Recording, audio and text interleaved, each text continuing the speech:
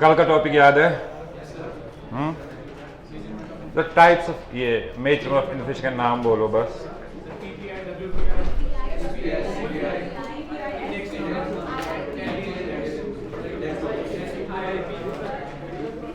Tell me the difference between CPI and WPI. ये बोलो।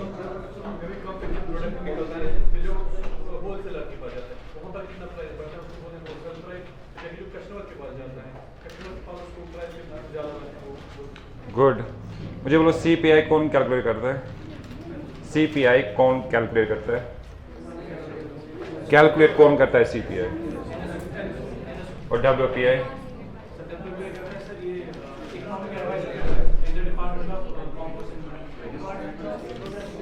Tell me the categories of CPI. Categories of CPI. आपने कल class दिया है ना?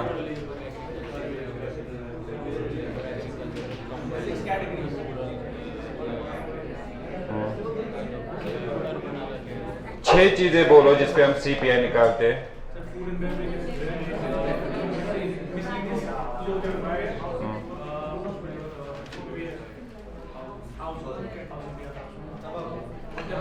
कोई बोल पाएगा किसका कितना वेस्टेज है?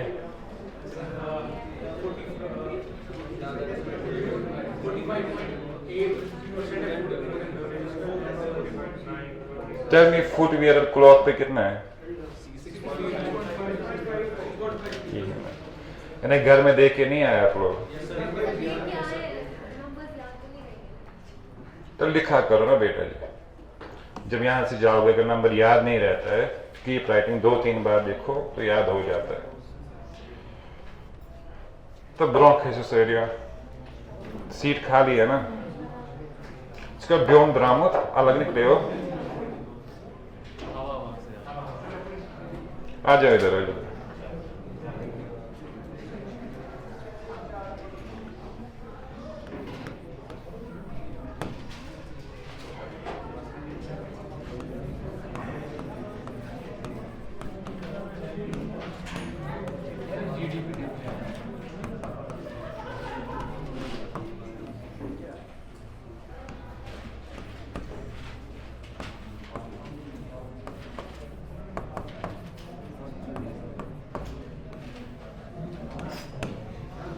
क्या बोल रहे हो? अच्छा, कल एक चीज रह गया था, कॉमनली कॉल्ड एज GDP डेफ्लेटर। इससे भी इन्फ्लेशन मेजर हो सकता है। GDP का मतलब पता है क्या होता है? अज्यूम इंडिया में 3 बंदे रहते, इंडिया में 3 पॉपुलेशन रहता है, A, B and C. A works in Haryana, B works in Delhi और C चला गया चाइना काम करने के लिए। अब जो A and B है ये इंडिया में रह रहे हैं। जो भी ये एक साल में गुड्स एंड सर्विस को प्रोड्यूस करेंगे उसको GDP कहा जाता है, ग्रॉस डोमेस्टिक प्रोडक्ट। मतलब the value of goods and services produce with in the boundaries of India. जब मैं बाउंड्री का बात कर रहा हूं, I am talking about the economic boundary. ये है इंडिया। इसके बाद आपने देखा होगा यहां पे श्रीलंका भी है, देखा है मैप पे कभी? एक होता है टेरिटोरियल बाउंड्री। टेरिटोरियल बाउंड्री का मतलब है कश्मीर से कन्याकुमारी तक।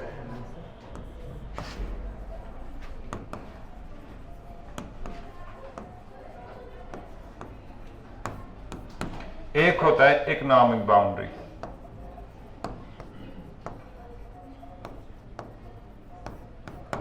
जब मैं टेरिटोरियल बाउंड्री को वो वर्ड इस्तेमाल कर रहा हूं, I am talking about the territory of India from Kashmir से कन्याकुमारी तक। बट जब आप आगे जाओगे देखोगे आपके पास वहां पे ओशन भी है कोई, जो पाक स्ट्रीट है जो इंडिया और श्रीलंका को जोड़ता है। आपने कभी न्यूज में सुना है कि हमारे फिशरमैन श्रीलंका ने पकड़े और श्रीलंका के हमने पकड़े? इसलिए पानी का भी हिस्सा हो चुका है। This is a law called as law of सी।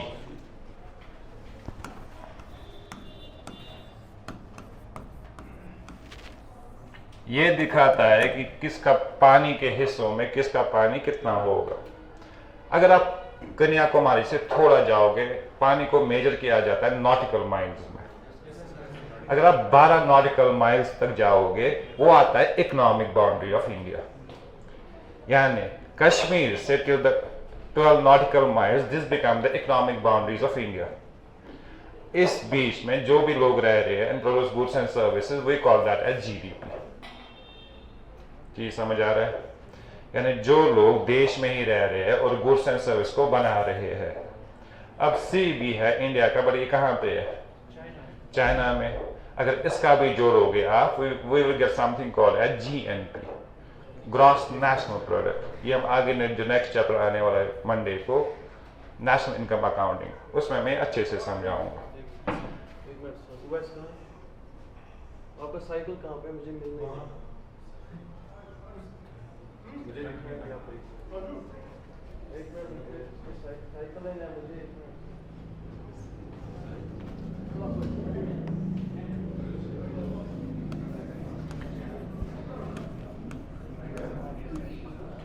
यानी the value of goods and services produced within the economic boundary of India.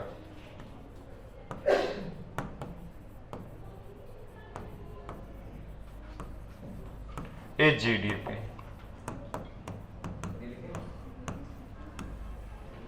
लिख भी सकते हो, but I will teach you national income accounting, उसमें अच्छे से लिखवाएंगे।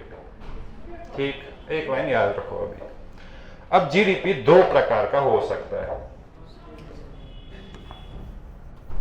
एक है नॉमिनल जीडीपी।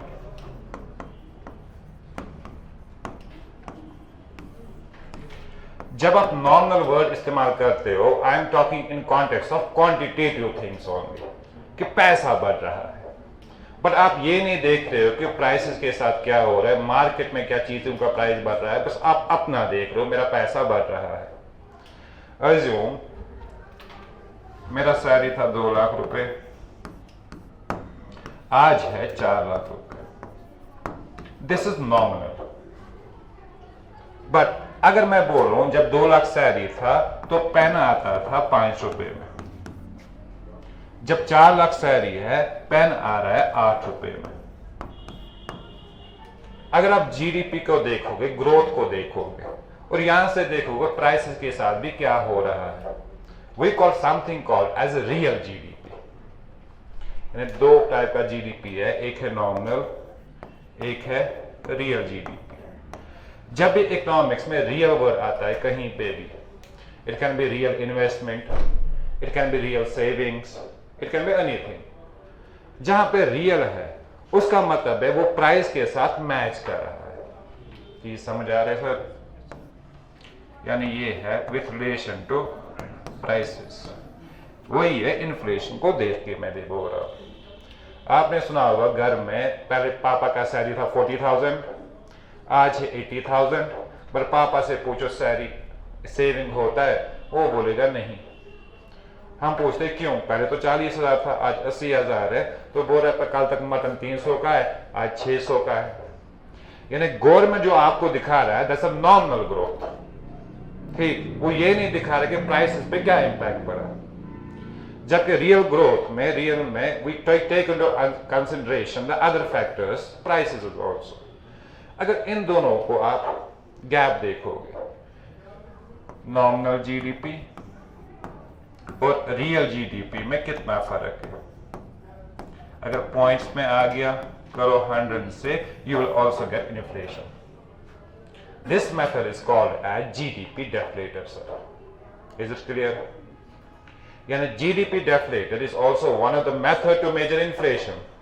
यहां पे we will see how the nominal GDP is different from the real GDP. जो प्राइस गैप होगा वही दिखाएगा आपको कि कंट्री में कितना प्राइस बढ़ रहा है। जी समझ आ गया? ये हो गया क्लियर सर?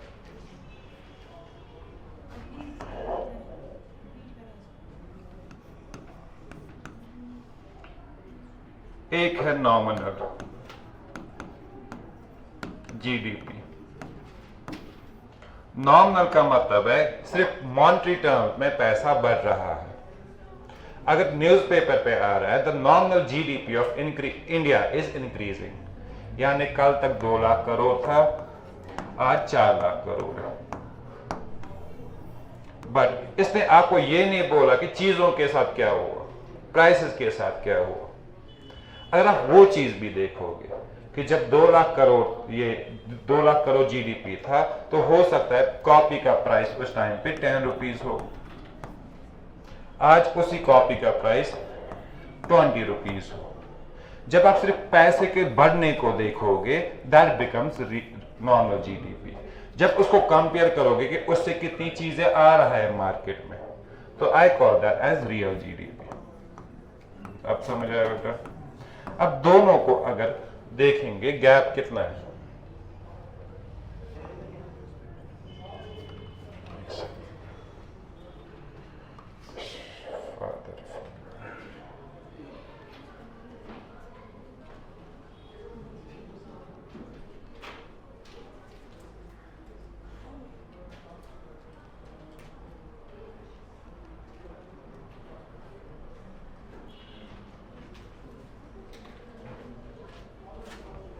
अगर हम दोनों का डिफरेंस देखेंगे, नॉमिनल जीडीपी पैसा कितना बड़ा कंट्री में, सेकंड प्राइसेस के साथ भी क्या हुआ। अगर इसको फिर 100 से मल्टीप्लाई करोगे you will get something called as GDP deflator. आप समझ आया? ये रह गया था कल में थोड़ा सा topic, we are talking about the measurement of inflation, जिसमें एक मेथड जीडीपी डेफलेटर भी था। अब क्वेश्चन पूछ सकता है आराम से वो यूपीएससी में, which of the following methods are used to calculate inflation in India. इतने मेथड्स है ना, we have CPI, we have WPI, we have IIP या बाकी चीजें। अब क्वेश्चन है जो हम पॉलिसी में इस्तेमाल करते हैं, जैसे मैंने कल आपको कहा था we have the committee called as monetary policy committee, MPC, जो डिसाइड करता है कि इन्फ्लेशन को कैसे कंट्रोल करे, ग्रोथ रेट क्या हो या बाकी चीजें। इतने इंडेक्स है, इंडिया कौन सा इंडेक्स यूज कर रहा है मॉनेटरी पॉलिसी फॉर्म करने के लिए? सीपीआई। द आंसर इज आजकल सीपीआई इस्तेमाल किया जाता है आरबीआई या मॉनेटरी पॉलिसी में इन्फ्लेशन को टारगेट करने के लिए। एक वर्ड पढ़ोगे आजकल आप, is called as inflation targeting.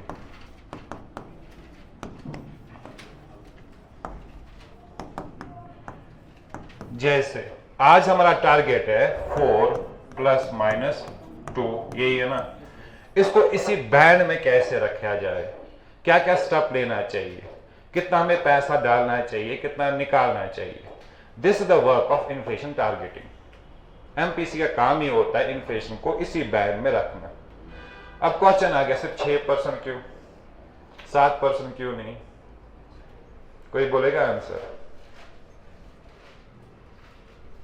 अगर इंडिया को ग्रो होना है तो पैसे को तो डालना है मार्केट में, बट उसी के हिसाब से पैसे भी बढ़ेंगे। अब आप चाहते हो, हम कह रहे हैं कि एमपीसी ने डिसाइड किया 6%। क्वेश्चन आ सकता है ना माइंड में, 7% क्यों नहीं? क्योंकि हमें और एक्स्ट्रा पैसा डालना चाहिए। This is economic situation called as cash 22।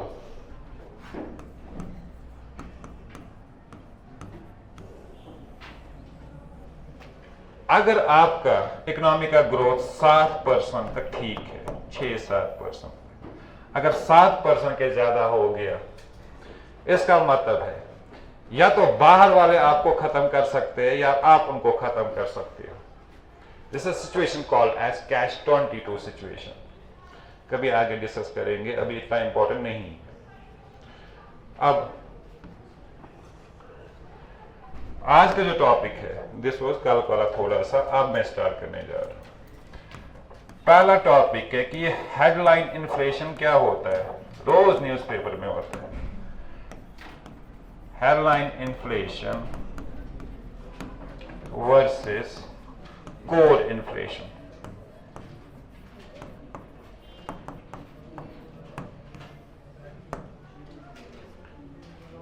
अब हेडलाइन इन्फ्लेशन दिखाता है आपको कि कंट्री में ओवरऑल कितना इन्फ्लेशन है।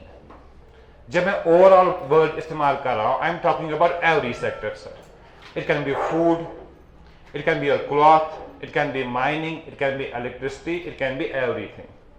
वो आता है हेडलाइन इन्फ्लेशन।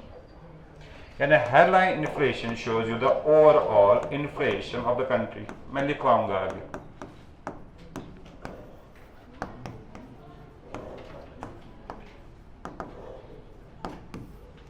यानी इसमें फूड भी आएगा, फ्यूल भी आएगा, इलेक्ट्रिसिटी भी आएगा, माइनिंग भी आएगा, जो भी आपके सेक्टर्स है वो है आपका हेडलाइन इन्फ्लेशन। यानी न्यूज़पेपर में आ रहा है the headline inflation of India is increasing. यानी समझिए ना, सारे जो भी सेक्टर्स है उनमें इन्फ्लेशन रेट बढ़ रहा है। अब क्वेश्चन है, कुछ चीजें ऐसा है इंडिया में जो वोलाटाइल है, जो फ्रीक्वेंटली चेंज होते हैं। एग्जाम्पल, फूड एंड फ्यूल का प्राइस, ये हर दिन चेंज होता रहता है। अगर हेडलाइन से आप फूड और फ्यूल को निकालोगे तो you will get something called as core inflation.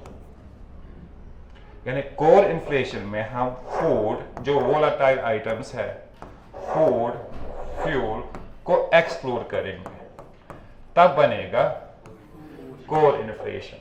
बोलो दोनों में से अच्छा कौन सा है?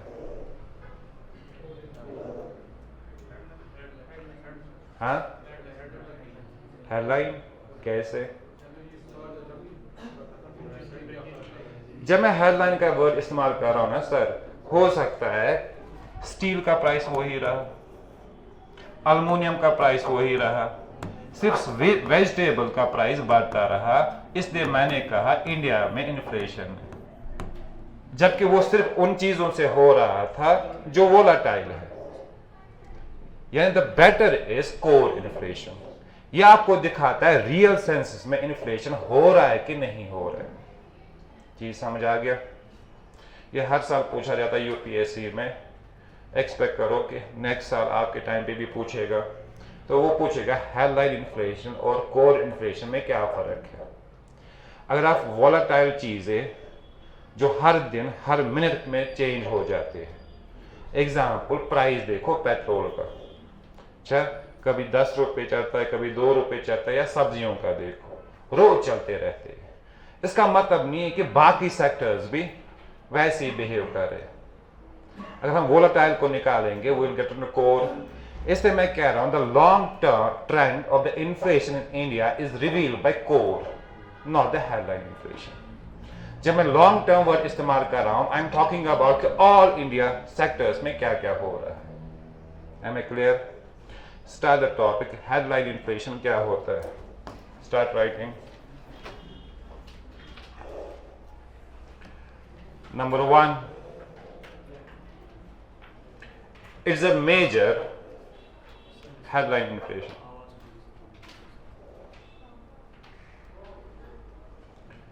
It is the major, अब आ रहा है clear,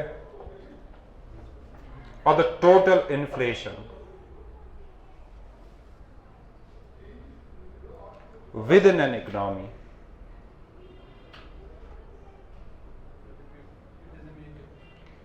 Of inflation, of total inflation within the economy. It includes price rise in food, fuel, and all other commodities.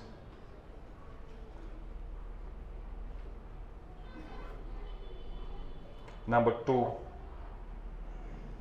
the inflation rates expressed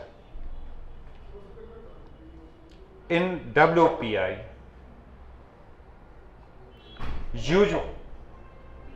the inflation rates expressed in WPI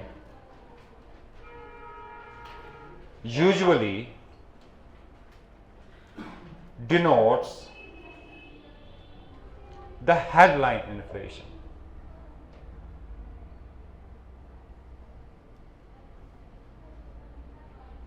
Third, through CPI values, consumer price index values, through CPI values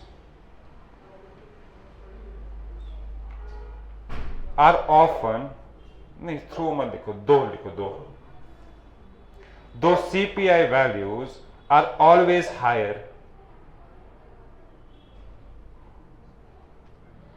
क्योंकि उसमें सारे include होते हैं, consumer price, food would, है ना. The WPI values traditionally makes the headline.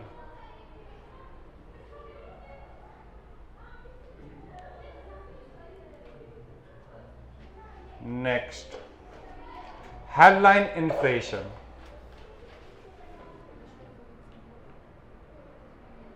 is more relevant. क्या?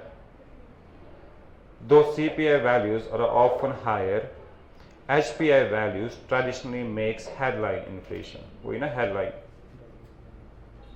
WPI values, sorry. The headline inflation is more relevant for developing economies than developed economies. For developing economies than developed economies. पूछ सकता है ना question, कौन सा ज्यादा relevant है developing economies के लिए? The answer is headline. और डेवलप के लिए कौन सा होगा फिर?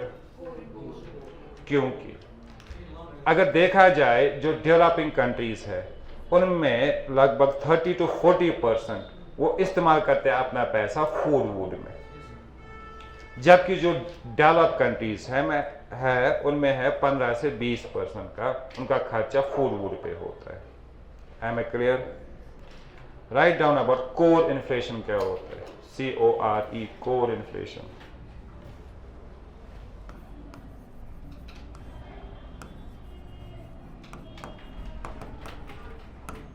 Number 1, it's also a term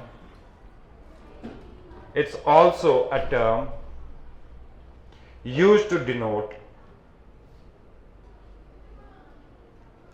the extent of inflation in an economy, but it does not consider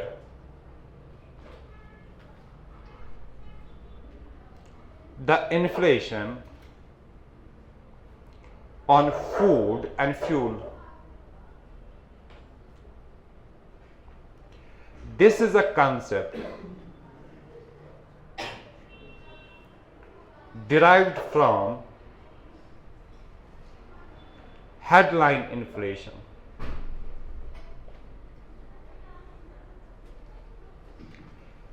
There is no index for direct measurement of, there is no index for the direct measurement of core inflation, and nowadays it is measured by excluding food and fuel items. It is measured by excluding food and fuel items from WPI or CPI.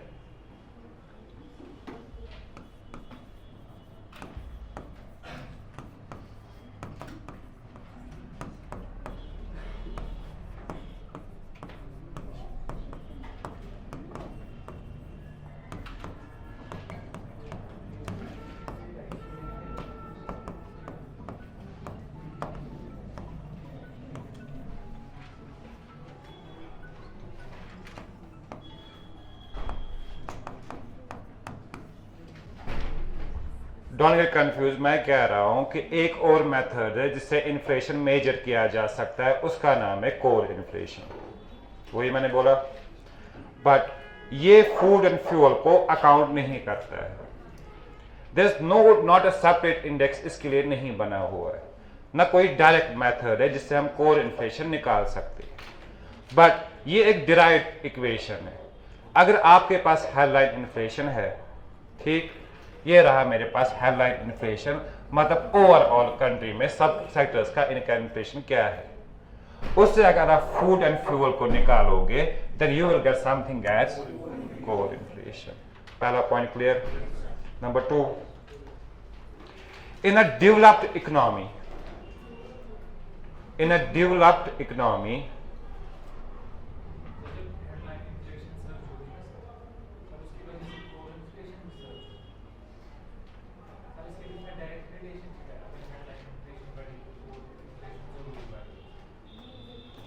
अगर headline inflation बढ़ रहा है यानी overall country बढ़ रहा है, फिर दूसरा क्या आप बोल रहे हो?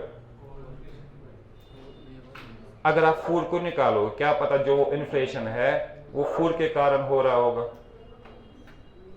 अज्यूम 3 चीजें हैं, देख ही लेते हैं। पहले है बिस्किट्स। बिस्किट्स 10 रुपए का मिलता था 2020 में, आज ये 20 का है। स्टील 10 का है, आज ये सिर्फ 10 का ही है। अल्मोनियम ये भी 10 का है, तो ये भी 10 का है। अगर हम हेडलाइन इन्फ्लेशन निकालेंगे तो मैं कह रहा हूं देयर इज इन्फ्लेशन, है ना, और किसने कारण किया? फूड ने। अगर आप कोर में से इसको निकालोगे तो इन्फ्लेशन है ही नहीं।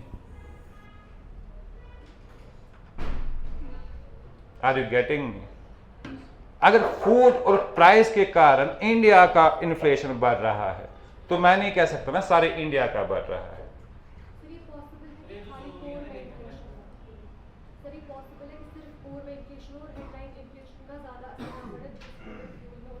यही है ना इंडिया का ट्रेंड। इंडिया का है कि हमारा कोर इन्फ्लेशन दिन ब दिन बढ़ रहा है।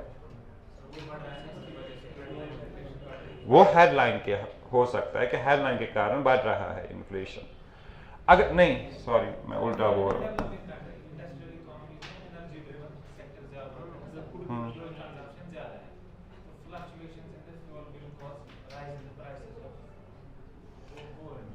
अगर देखा जाए जो आप बोल रहे हो सही बोल रहे हो, हाँ जी, there is a direct relationship between headline and core inflation.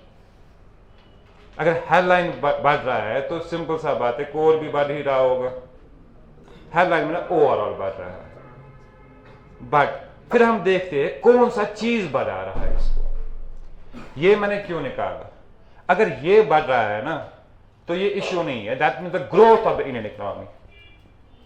अगर ये बढ़ रहा है क्योंकि फ्यूल हम ला रहे हैं बाकी देशों से, हो सकता है I can predict this is imported inflation, हमारे सेक्टर ग्रो नहीं कर रहे हैं। इसलिए आपका आर्ग्यूमेंट सही है, एग्जैक्ट है कि there is a relationship, direct relationship between headline and core inflation sir. But better जो निकालना है हमारे लिए इकोनॉमी के लिए, we have to find the core. इसका मतलब है रियल सेक्टर्स ग्रो कर रहे हैं, ना कि वोलाटाइल सेक्टर्स ग्रो कर रहे हैं। जब मैं बोल रहा हूँ हेडलाइन, अगर मैं कोर में बोल रहा हूँ, हाँ जी कोर इज इंक्रीजिंग, मतलब हो सकता है 8 सेक्टर्स हमारे इंडिया के ग्रो कर रहे हैं। सो इसलिए मैं बोल रहा हूँ पॉलिसी मेकिंग के लिए I will prefer core rather than headline inflation. Now it's clear sir. Number 2, in a developed economy food and fuel accounts for 10 to 15% of the household consumption basket, and in developing economies consumption basket, and in developing economies it forms 30 to 40%. of the basket.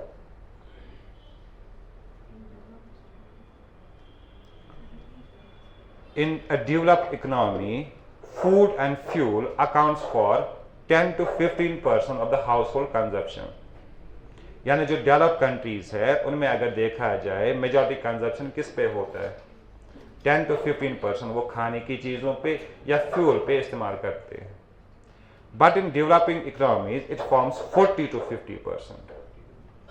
It's the 40 to 50% of the basket. 30 to 40% of the basket. यानी मैं कह सकता हूँ ना फिर जो Indian inflation है is a food driven inflation, because most of the goods and most of the income is being spend on the food and fuel only. वही आता है जब आप इकोनॉमिक सर्वे हम पढ़ेंगे इस साल का भी, आप देखो 10 सालों से just the food prices has caused the inflation in India. इससे वहां पे क्वेश्चन आता है मेंस में, discuss what method should we adopt to curtail the food inflation in India. क्योंकि मेजॉरिटी जो इनकम स्पेंड किया जाता है वो फूड पे ही किया जाता है, जबकि वो चीजें डेवलप का कुछ और ही किस्सा है. आपको पता है डेवलप और डेवलपिंग में क्या फर्क है? और एक चीज, एक वर्ड होता है, I call it MPC, marginal propensity to consume.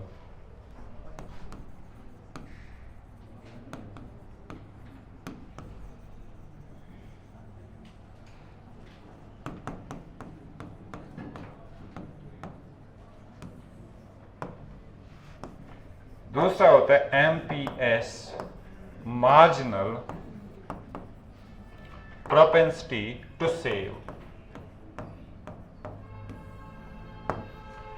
MPC का मतलब है अगर आपका इनकम चेंज हो गया तो आप कंजप्शन ऑफ गुड्स में कितना चेंज होगा.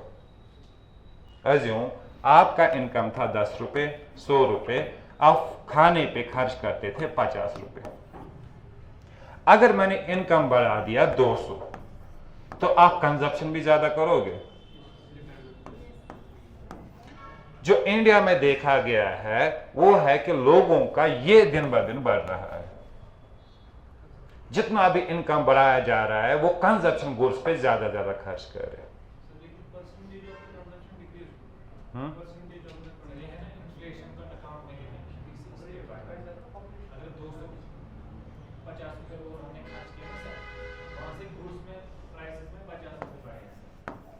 जब 300 था हो सकता है 110 ही बढ़े. जब 400 इनकम था आपका, आप 400 के 400 खर्च नहीं कर रहे हो, but you are spending 150 on. यानी जो मैं आर्ग्यू कर रहा हूं, जितना इंडिया में इनकम बढ़ा है इन सालों में, उसी हिसाब से लोगों का कंजप्शन भी बढ़ा है कुछ रेट तक, उसके बाद वो डिक्लाइन हो रहा है. जबकि जो डेवलप कंट्रीज है वहां पे ये बढ़ रहा है, ये कम हो रहा है. यानी डेवलप नेशन में वो सेव ज्यादा करे, कंज्यूम कम करे. अगर आप पॉलिसी मेकर हो, अब आपको प्रॉब्लम पता है, वो ज्यादा कम खाने पे इन्वेस्ट करे और सेविंग पे ज्यादा करे. यहां पे कंजप्शन पे ज्यादा करे, सेविंग पे कम करे. As a policy maker easy है.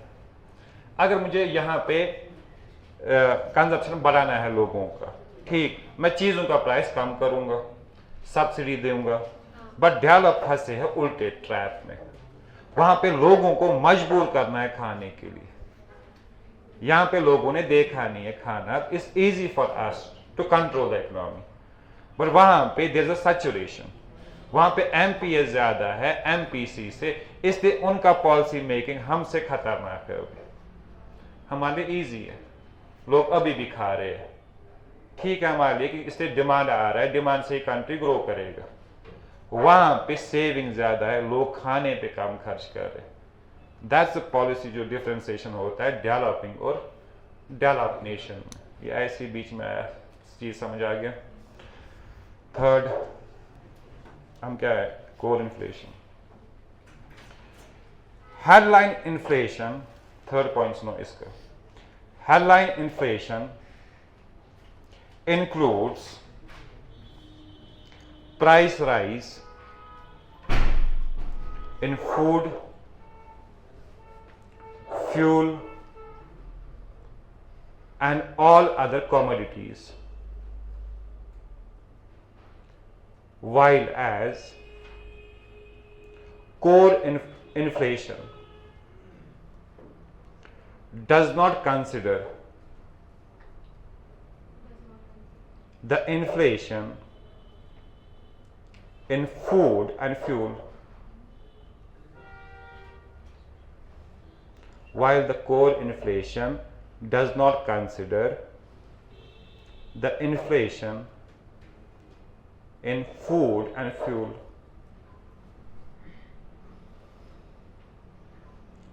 Fourth, since the prices of food and fuel items tend to fluctuate and create noise in inflation, fluctuate and create noise, N-O-I-S-E, in inflation computation, compute करना, computation का जमा करो. Core inflation is less volatile than headline inflation. यानी मैं कहना चाहता हूं जो फूड और फ्यूल के प्राइसेस है वो रोज चेंज होते जा रहे हैं, इसलिए हमें इन्फ्लेशन कैलकुलेशन में प्रॉब्लम आ जाता है. जब जी वो कोर है, कोर में हम फूड एंड फ्यूल को नहीं देखते तो हम कहते हैं इट बिकम्स लेस वोलाटाइल, है ना.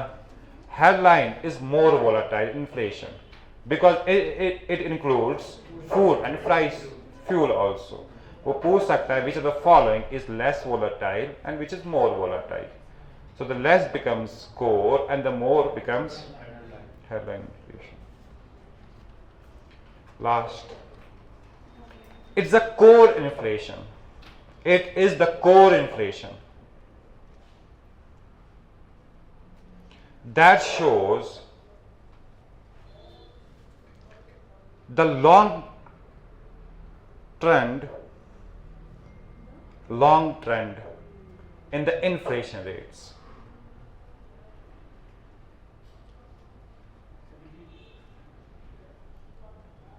मैंने कहा it's the core inflation that represent the long trend in the inflation rate, क्योंकि इसमें फोर नहीं करते. यानी अगर कोर इन्फ्लेशन निकला यानी सारे सेक्टर्स में रियल में इन्फ्लेशन जा रहा है.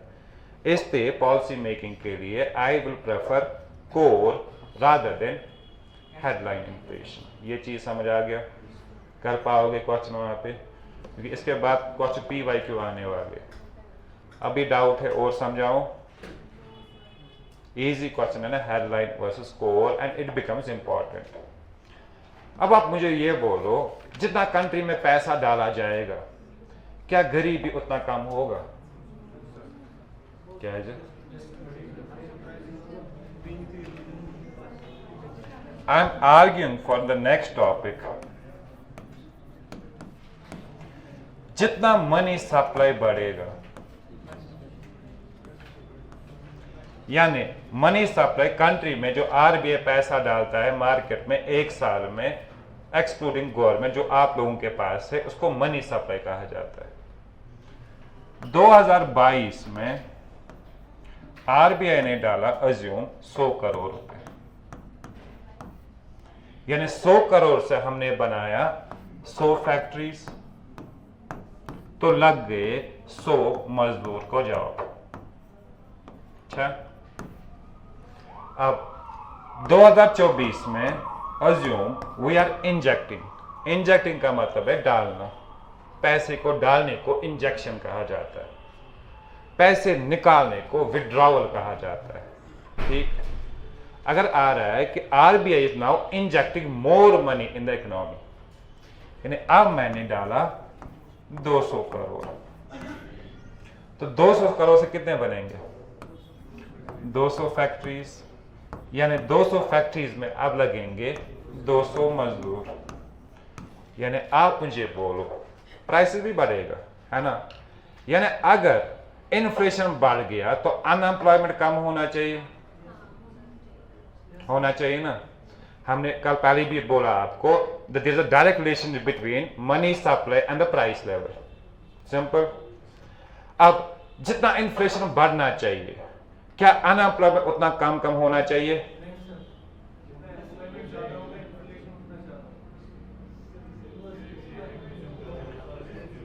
मैं बोल रहा हूं अगर इन्फ्लेशन बढ़ गया, इन्फ्लेशन बढ़ने का मतलब पैसा मार्केट में डाला गया, है ना? उसी से ये चीजें बना, इन्फ्लेशन हो गया। जितना इन्फ्लेशन बढ़ेगा क्या अनएम्प्लॉयमेंट उतना कम होना चाहिए? होना चाहिए। Inverse relationship. इन्फ्लेशन जितना बढ़ेगा उतना अनएम्प्लॉयमेंट कम होगा, जितना इन्फ्लेशन कम होगा अनएम्प्लॉयमेंट ज्यादा होगा। इसी का आंसर देता है 1950 में एक economist by the name of A.W. Phillips. तो बनता है हमारा फिलिप्स कर्व क्या होता है?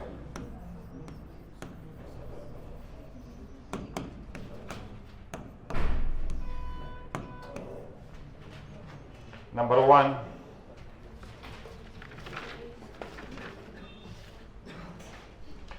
फिलिप्स कर्व, पीसी देखो शॉर्ट में, is an economic theory which explains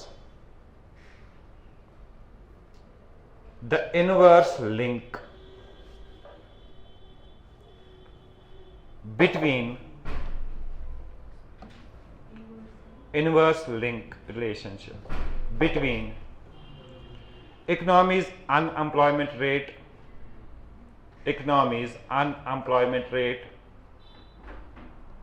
and the inflation rate,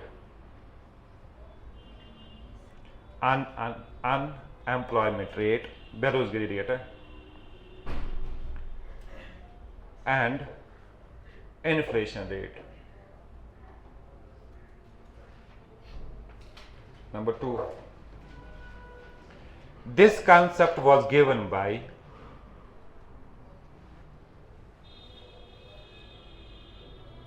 A.W. Phillips in 1950, who argued 1950 में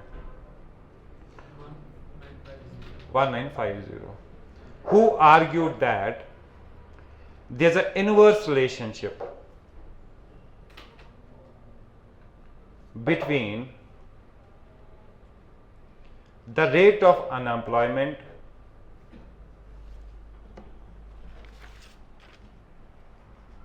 and the rate of inflation.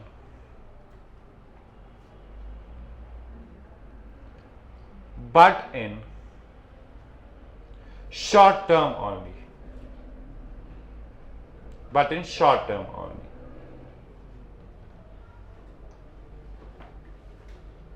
Third, the Phillips curve has been used as a tool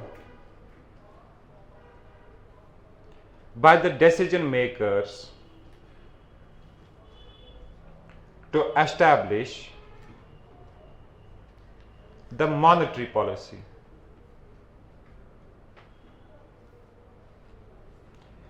The theory is that monetary policy. The theory is that central banks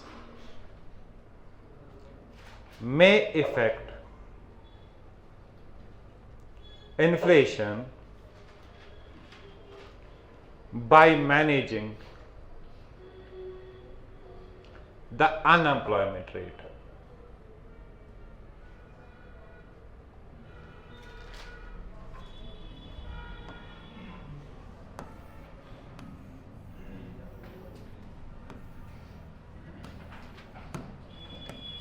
ये है inflation rate, ये है unemployment rate.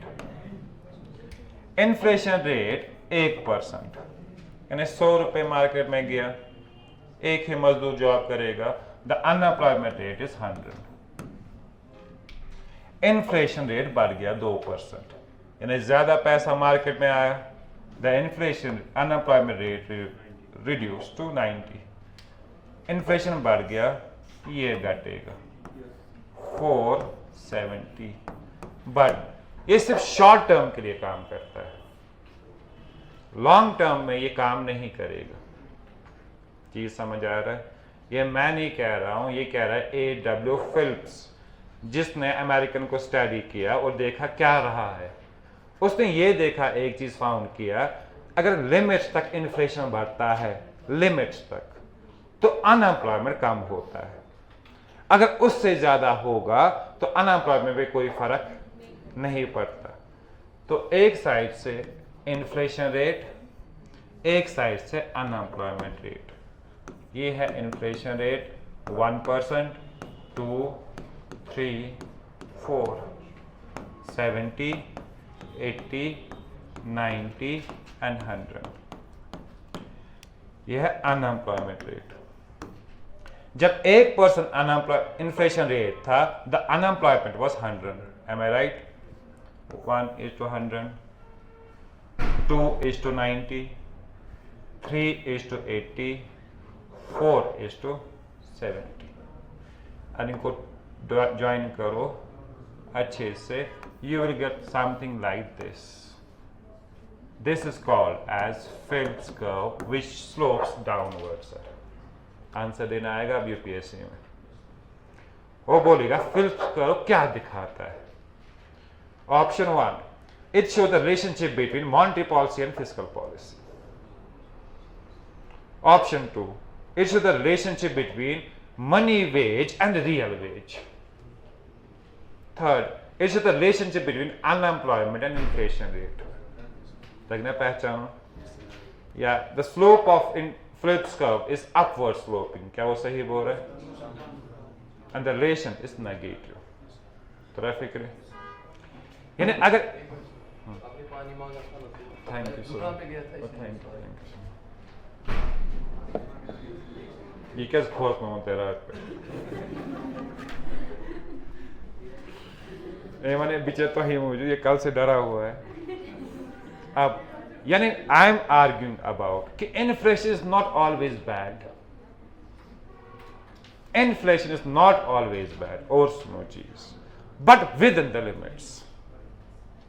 अगर price income भी बढ़ता, prices भी बढ़ते, तो आप लोग शोर ही नहीं उठाते। सच बात यही है, हम शोर इसलिए उठा रहे हैं क्योंकि उतना पैसा नहीं बढ़ रहा है जितना प्राइस बढ़ रहा है।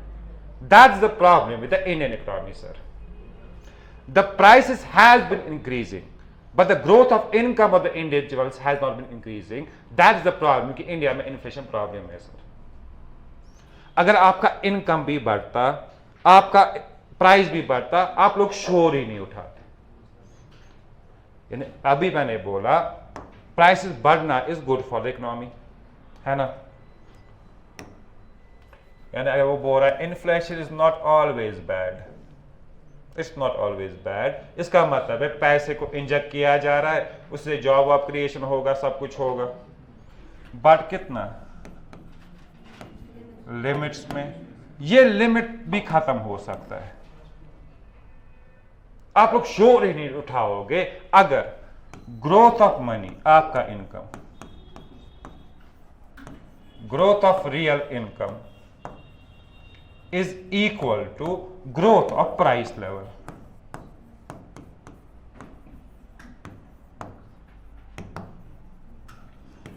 Then this would have been best for India. अब प्रॉब्लम क्या है? This has been increasing exponentially. अच्छा,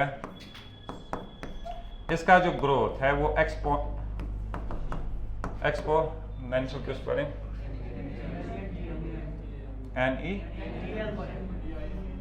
NEEXPON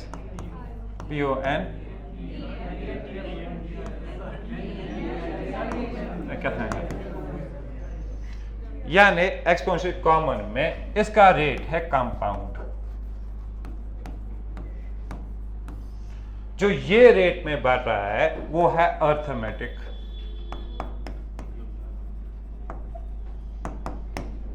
यानी इनकम बढ़ रहा है अर्थमेटिक वैल्यू से, यानी पहले 1 रुपये आपका इनकम था, अब 2 रुपये है, फिर 3 रुपये। Is this the reality? जबकि जो प्राइस लेवल बढ़ रहा है वो है आज 1, फिर 4, फिर 16, फिर 32, फिर 62। This is the issue in India. The issue is not controlling the price level, the issue is how to grow the growth rate of the real money. अगर ये हो पाया then the inflation would have never been the problem, sir. Answer समझ आ गया? यानी inflation जब होगा तो अनएम्प्लॉयमेंट कम होना चाहिए। अभी तक क्लियर है? फिल्स को क्लियर समझ आ गया? अब नेक्स्ट टॉपिक है, यानी अभी तक 3 किए हमने। We discuss headline, we discuss core and we discuss Phillips curve, है ना? अब मुझे ये बोल, इंडिया में तो इन्फ्लेशन बढ़ रहा है तो अनएम्प्लॉयमेंट भी कम होना चाहिए। यहां तो उल्टा तो नहीं हो रहा है? उल्टा हो रहा है। एक साइड से इन्फ्लेशन भी बढ़ रहा है, एक साइड से अनएम्प्लॉयमेंट भी बढ़ रहा है, एक साइड से डिमांड भी घट रहा है, एक साइड से जीडीपी भी घट रहा है। अगर कुछ ऐसा उल्टा हो जाए, मैं कह रहा हूं इन्फ्लेशन जब होगा तो अनएम्प्लॉयमेंट कम होना चाहिए। अगर कुछ उल्टा हो गया, इन्फ्लेशन भी है, उसके कारण इकोनॉमी ग्रो ही नहीं हो पा रहा है, इकोनॉमी स्टैग्नेंट है, लो ग्रोथ है, जीडीपी भी गिर रहा है, तो उस सिचुएशन को कहा जाता है stagflation. The answer is, question is stagflation क्या होता है?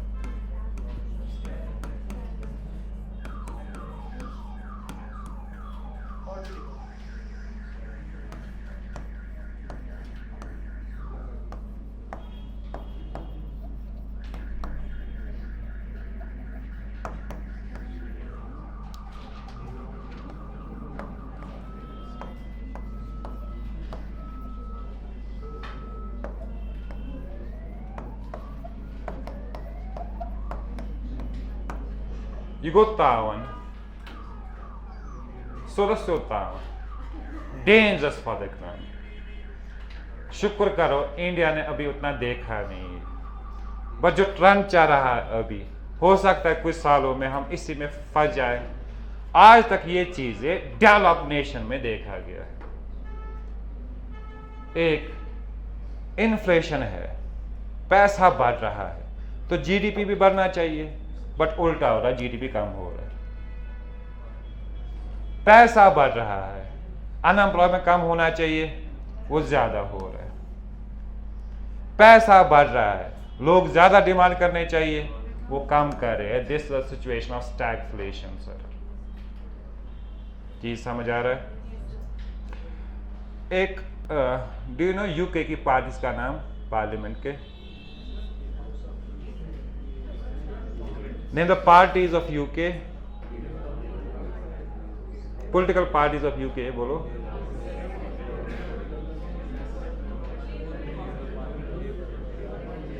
अक्ष labour bay conservative.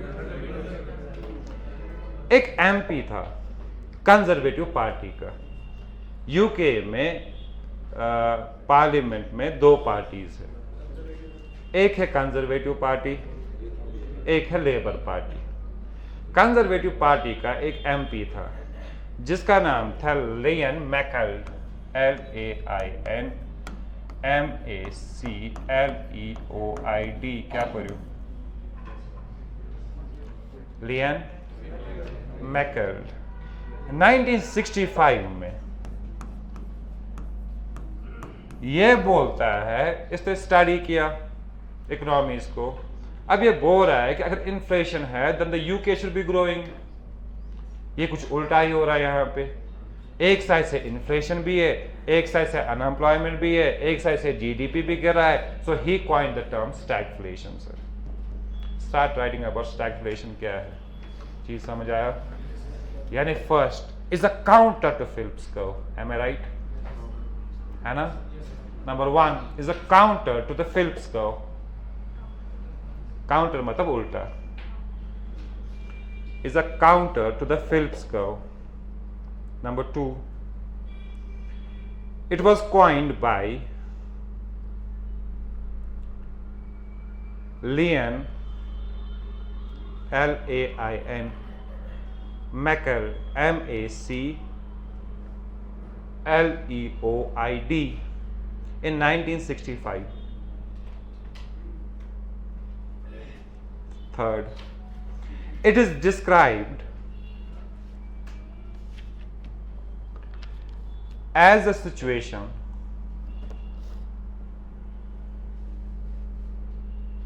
in the economy when the growth rates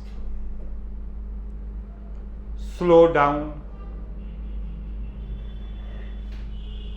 comma, the level of unemployment remains high,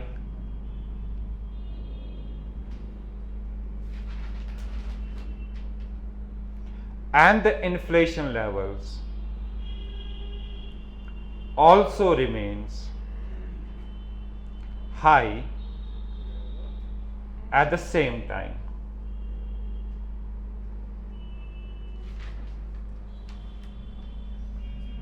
उसके बाद ये चार चीजें बना लो, याद रहेगा। And the inflation levels also remain high at the same time.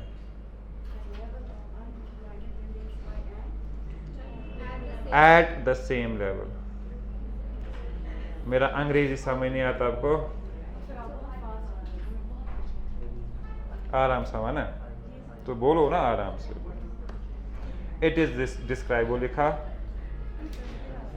it is described as a situation in the economy when the growth rates slow down, the level of unemployment remains high, and the inflation level also remains high at the same time.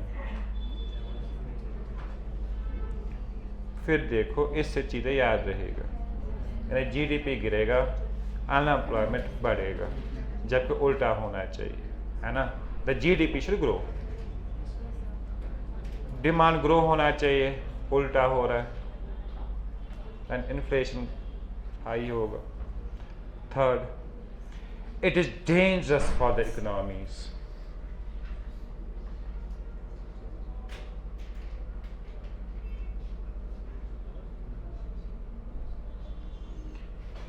Usually, it is dangerous for the economy.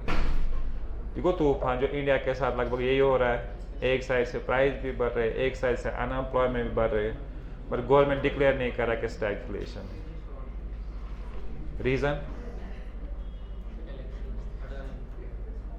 Reason क्या है? अगर आप देखोगे ना trend, नहीं, अगर हम देखेंगे इंडिया में, we see the performance of NDA government. उसने बोला जॉब देगा, वो देगा, ये देगा। आपको नहीं लग रहा इन सालों में अनएम्प्लॉयमेंट बढ़ रहा है, इन्फ्लेशन भी बढ़ रहा है, जीडीपी उतना ग्रो नहीं कर रहा है जिस रेट से करना चाहिए। Are we caught in stagflation? तो डिक्लेयर क्यों नहीं करते आप लोग? आपको पता है ये एक ही सरकार है आज तक जो मैंने लाइफ में देखा है जिसमें मिनिस्ट्री ऑफ स्टैटिस्टिक्स का डायरेक्टर अभी तक नहीं है। वो सुखई जो ये डेटा ला रहे हैं, ये कहां से ला रहे हैं? मैं चंद्रा फिक्री कुछ डेटा है आप देखना, सर्च करना, जो MOS ये SP नहीं था, वो मिनिस्टर ऑफ स्टैटिक्स, ये अब डायरेक्ट डिपार्टमेंट होते हैं ना, डायरेक्टर वाले सारे, खबर 3 महीने उसका डिपार्टमेंट डायरेक्टर का। अब मोदी का खुद स्पीच सुनना, क्या क्या वो बोलता रहता है, जब पाना सांसुई पाई। इसलिए कहते हैं रघुराम राजन क्यों भागा, उर्जित पटेल क्यों छोड़ के चला गया। द रीजन इज, देखो इकोनॉमिक्स वाले, हमारे लिए डेटा होता है इंपॉर्टेंट। अगर आप मुझसे झूठ बुलाओगे बुकुता आप उस, अब रघुराम राजन है वो, अच्छा समझ का मोदी वाले, उनको बोला जस्ट डिक्लेयर इट कि we are not caught in stagflation. उनसे वो काम कराने का कोशिश किया जो कभी इकोनॉमिक्स, रियल इकोनॉमिक्स नहीं करना चाहेगा, इसलिए वो अच्छे इकोनॉमिक्स भाग रहे हैं। तो फिक्र है। अब इसने बोला पॉलिटिकल स्टैंड गो रात इन अ यूजुअली, नेक्स्ट पॉइंट सुनो, in a usually low growth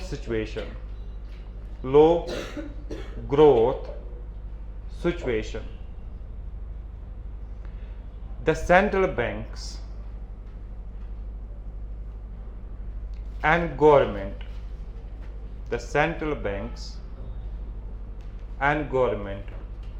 try to stimulate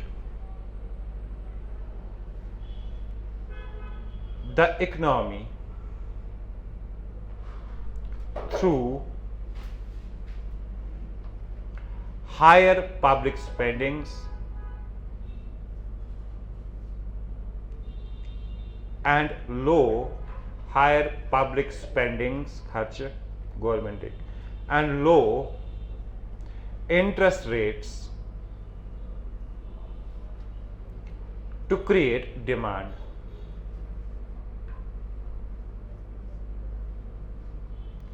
These measures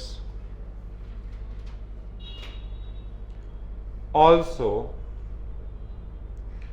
tend to elevate बढ़ाना ELE prices. These measures also tend to elevate ELEVATE बढ़ाना prices and causes inflation.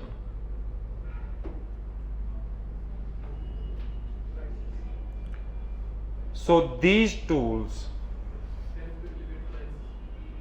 tend to elevate prices and cause inflation.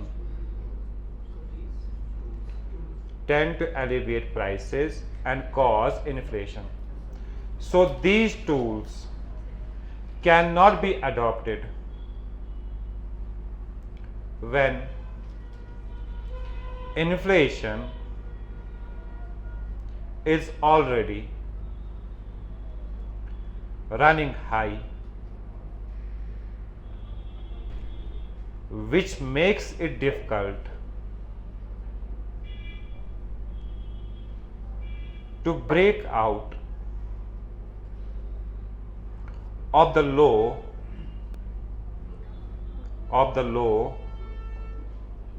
growth, to break out of the low growth, high inflation trap. Low growth, high inflation trap. TRAP.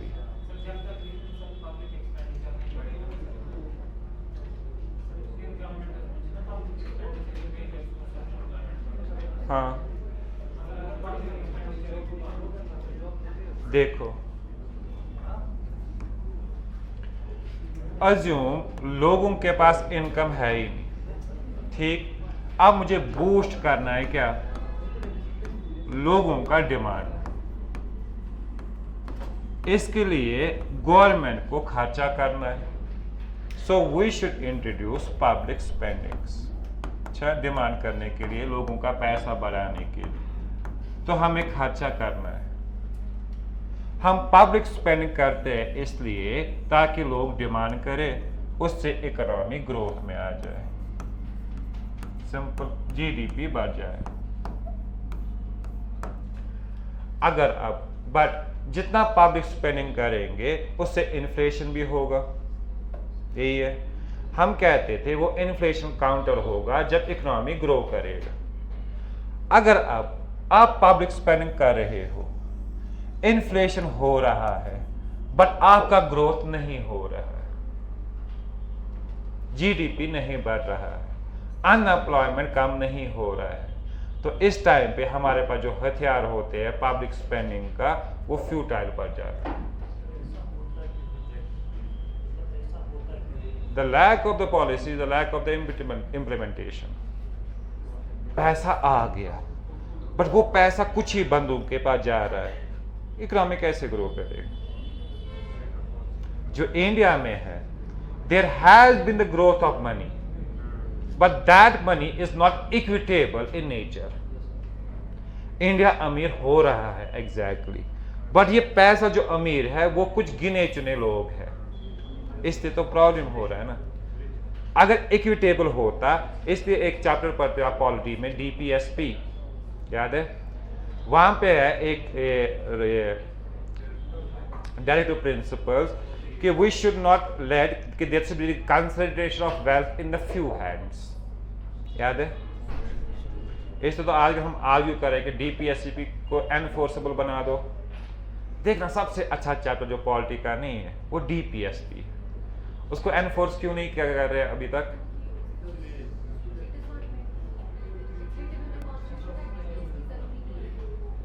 वो है chapter 4 of the Indian constitution talks about कि there are some fundamental principles that should be used in the governances while making the policies.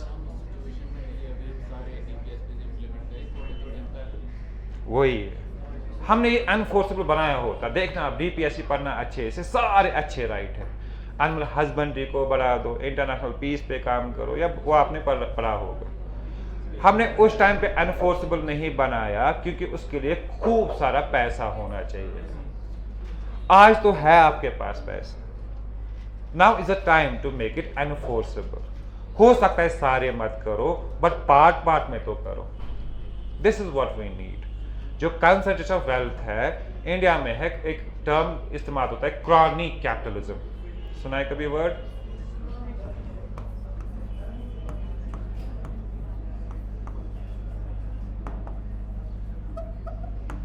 India में ये found होता है, कहते capitalism मतलब private सारा। इट इज गुड, इससे एफिशिएंसी आता है, इससे इनकम बढ़ता है। इंडिया में अगर मैं बोल रहा हूं private sector is good, assume मैं प्राइवेट सेक्टर में काम कर रहा हूं 5-10 साल से, कि मुझे रोज पढ़ना पड़ता है क्योंकि मुझे पता है अगर मैं पढ़ के नहीं आया नेक्स्ट टीचर अवेलेबल है, सुबह मैं लाठी पगा। इसलिए हम एफिशिएंट होते हैं। कुछ चीप, ये तो दाल वाला चीप है।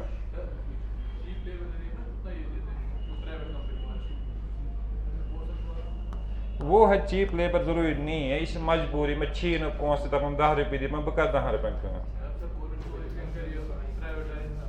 जो कैपिटलिज्म होता है ना overall is a big philosophy. आपको कोई पढ़ा देगा, आपके ये तक कंपोनेंट होता है, आपको आइडियोलॉजी भी पढ़ना है वर्ल्ड हिस्ट्री में, you study about the socialism capitalism सारा शॉर्ट फॉर्म में। कैपिटलिज्म अच्छा है।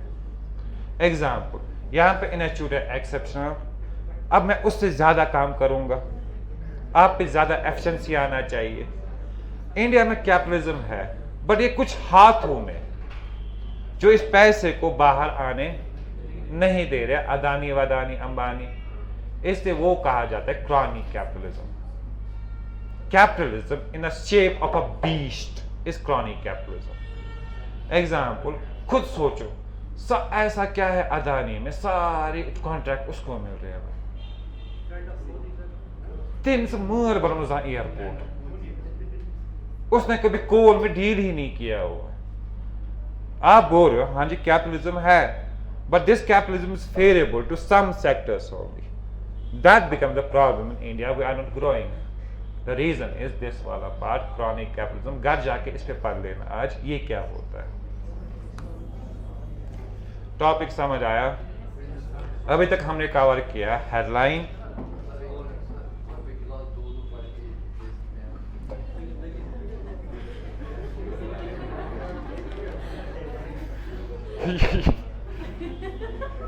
अब अभी तक हमने 4 कवर किए। हेडलाइन कोई डाउट, कोर कोई डाउट, फिलिप्स कर्व कोई डाउट, स्टैगफ्लेशन कोई डाउट। तो the next topic is effect of inflation क्या क्या है।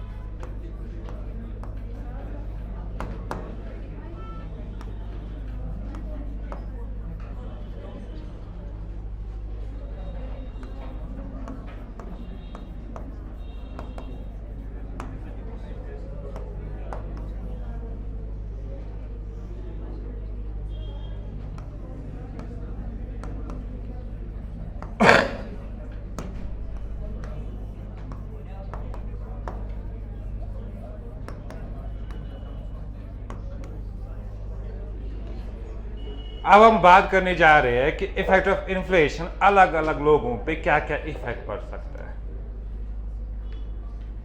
आई am arguing about first income और वेल्थ में क्या इफेक्ट पड़ेगा, कुछ जैन आत्मस कुछ हायर। क्या गरीब का पैसा अमीर कमाएगा या अमीर का पैसा हम लोग कमाएंगे। सेकंड, डेटर और क्रेडिटर पे क्या असर पड़ेगा। डेटर हो गया अगर मुझसे पहुंचदार है, a person who owe something to the other person is a debtor. ठीक। दूसरा, जिसने पैसा दिया, क्रेडिटर। ठीक। Example, bank is a creditor and we are a debtor. उन पे क्या इफेक्ट पड़ेगा। थर्ड, जो सैलरीड पर्सन्स है उन पे क्या असर पड़ेगा। फोर्थ, जो हमारी तरह वेज अर्नर्स है उन पे क्या असर पड़ेगा। जिनका फिक्स इनकम ग्रुप है, टीचर, क्लर्क वर्क, उन पे क्या असर पड़ेगा। नेक्स्ट, जो शेयर मार्केट में इन्वेस्ट करते हैं या जो इन्वेस्टर्स हैं उन पे क्या असर पड़ेगा। बिजनेसमैन वालों के पास क्या असर पड़ेगा। एग्रीकल्चर के पास क्या इफेक्ट पड़ेगा। So we will divide that into the sub categories. हर एक चीज दिखाऊंगा मैं, देखो किस पे क्या असर पड़ेगा। पहला कौन सा है।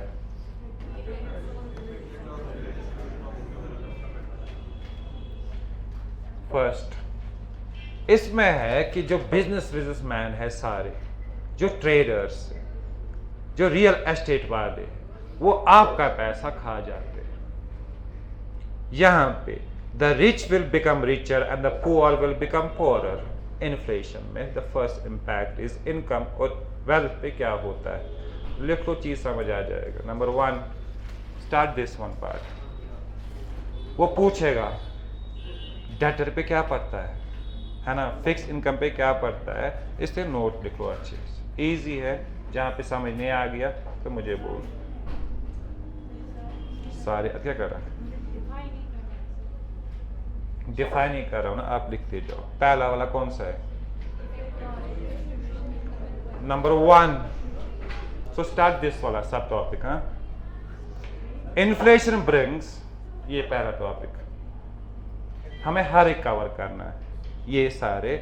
तो हाँ, एक एक करके अब मैं बोलने वाला। ये नाम लिखे, अब ये पहले स्टार्ट करो। Inflation brings about shift in the distribution of real income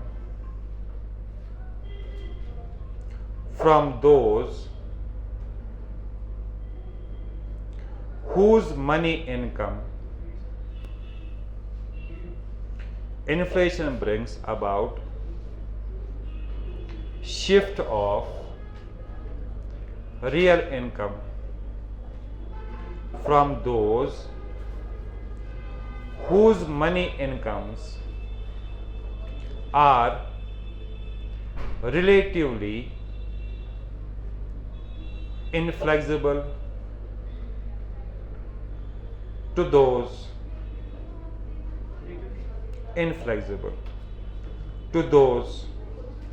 whose money incomes are relatively flexible.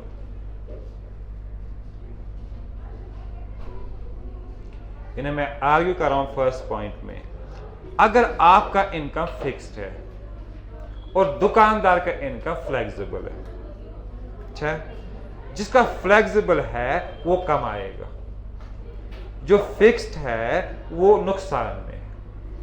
यानी if the incomes are relatively flexible he will gain. Example, दुकानदार, उसके लिए जितना प्राइस है उतना ज्यादा प्रॉफिट भी है उसको। सच व्हाट तुम्हारा इन्फ्लेशन, दुकानदार दुआ करता है हमेशा। अब वो ना दुकानदार वो बुकर खुदा शाम दुआ ओ 50% इन्फ्लेशन भेजो, because it will shift the money from that to that wala part. Number 2, the poor and the middle class, the poor, गरीब है गरीब, and the middle class suffers because their wages and salaries are more or less fixed, but the prices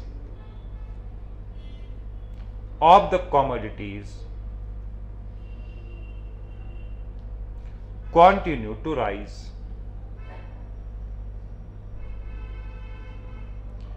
They become more impoverished, हालत ही खराब, IMPROVISHED, और बदतर होते हो। On the other hand, businessmen, industrialists, traders, real estate holders and others, traders, real estate holders and others with variable income gain during rising prices.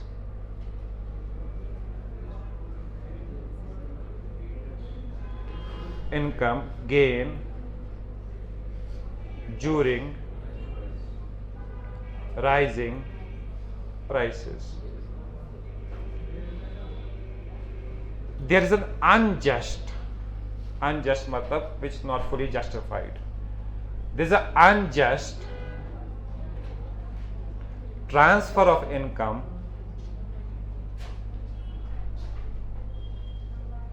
and wealth